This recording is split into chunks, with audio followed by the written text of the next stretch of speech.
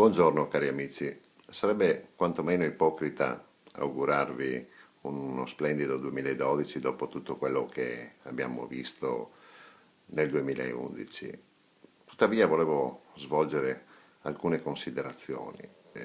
Se ci troviamo in una situazione imbarazzante, la definirei come quella attuale, parte della responsabilità è anche dell'elettore e del cittadino che in Italia tende a disinteressarsi dell'aspetto politico, vedendo la politica come qualcosa di contaminato, qualcosa di putrido e puzzolente, ed in parte visti appunto i personaggi che frequentano le varie istituzioni, potrei essere anche d'accordo.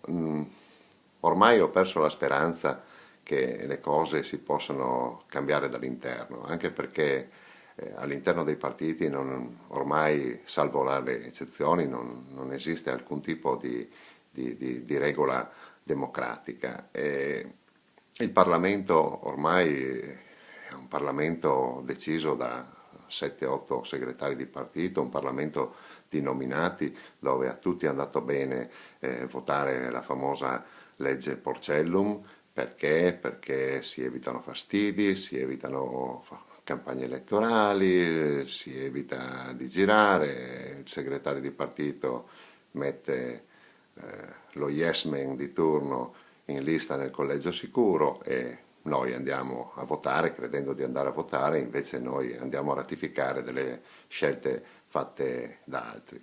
Ma vi rendete conto che il 60% del Parlamento italiano è composto da avvocati, quindi esiste anche un problema di rappresentatività oltre che di impossibilità di scelta.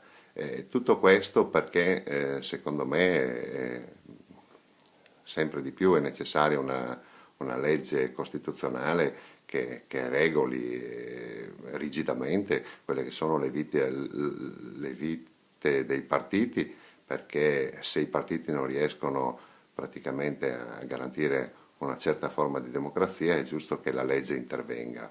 Cioè, ogni anno, come nelle SPA, è giusto che vengano istituiti i congressi dove gli iscritti, e sottolineo gli iscritti, possano votare perlomeno la linea del partito e comunque scegliere dei candidati che secondo me andrebbero appunto sottoposti ad un test d'ingresso, perché non è possibile che poi ci troviamo in Parlamento gente che non sa cosa sia lo spread, non sa cosa sia l'inflazione, non sa cosa siano le cose, le definizioni elementari di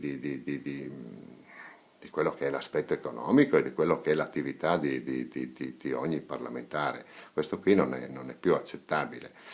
Finché non ci saranno delle vere primarie, appunto per scremare i candidati e perché siano veramente espressione della volontà degli iscritti, ci troveremo sempre ad avere un Parlamento che risulta lontano 1000 anni luce da quelle che sono le aspettative dei cittadini, che decisamente sono molto migliori rispetto ai loro rappresentanti politici.